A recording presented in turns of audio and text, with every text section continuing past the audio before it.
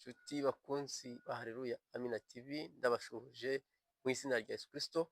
Imana ikomeze kubampera umugisha kandi mukomeze gukora subscribe kuri iyi chaîne Haleluya Amina TV kugira ngo uzajya dushyiraho video ijye ihita ibageraho.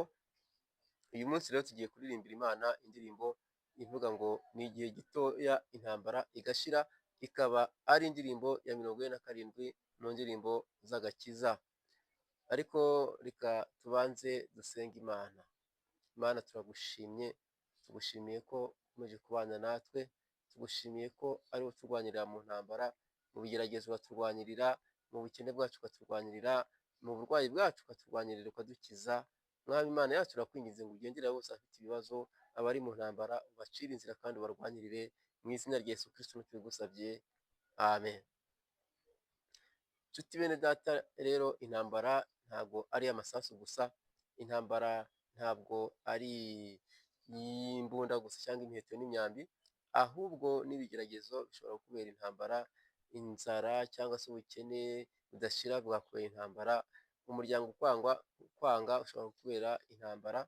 Ariko nshuti mukunzi, ndagira ngo ukomere ushikame, kuko umuririmbyi we aratubwira ngo ni igihe gitoya intambara igashira.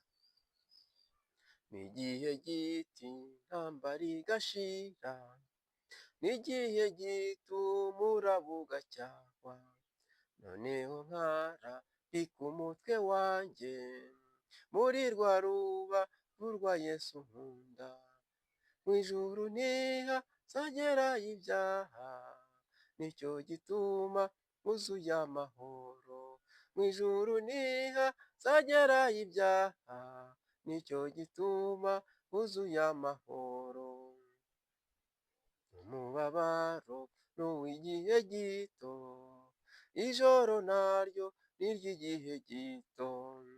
Ndirira kenshi muri iyi si ndimo, ariko nuko ntarabona Yesu.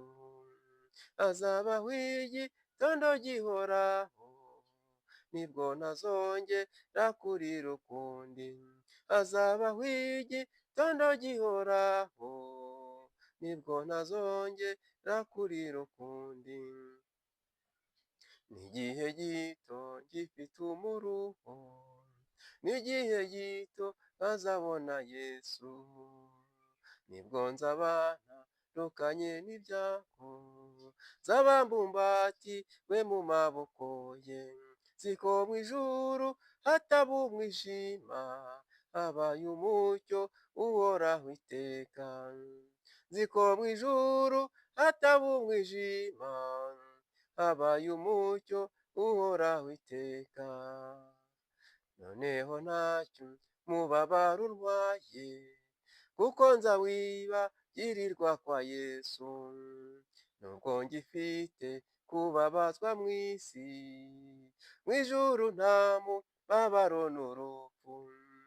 Imana izahanagura amarira, izavanaho umubabaro wose. Imana izahanagura amarira, izavanaho umubabaro wose. Imana izahanagura amarira, izavanaho umubabaro wose. Imana izahanagura amarira, izavanaho umubabaro wose.